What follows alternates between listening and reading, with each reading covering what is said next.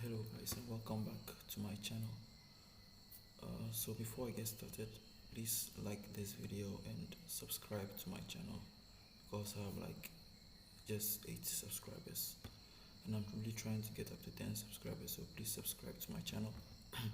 So in this video we're going to install Octave on a Chromebook or Linux because this Chromebook is based on Linux.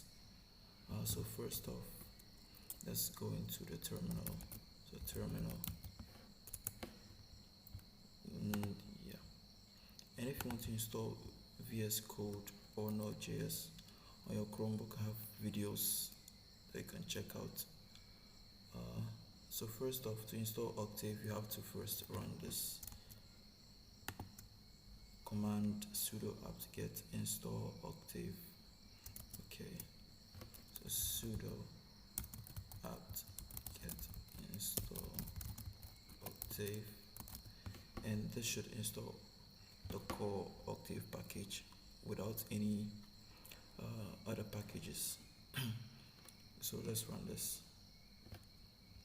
So this should install Octave. Yes, and it's going to need like 445 megabytes of disk space.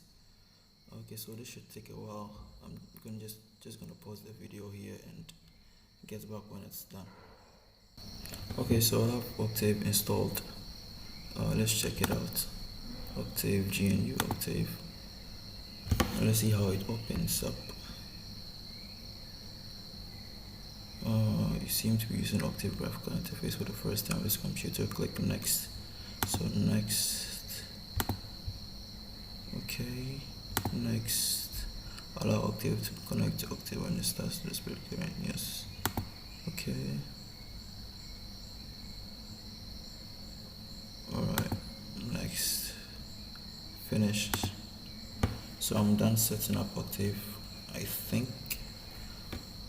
Alright, so Octave is here.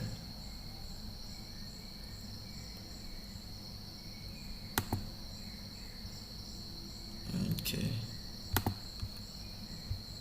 Alright, so I have Octave installed on my PC. I think the first thing I should... Okay, so now that I have Octave installed, this is just the core Octave package.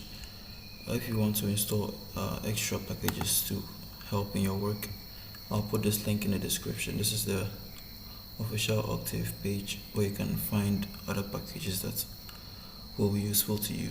So depending on the version of Linux you're running, you install different packages. So I'll put that in the description, so check it out.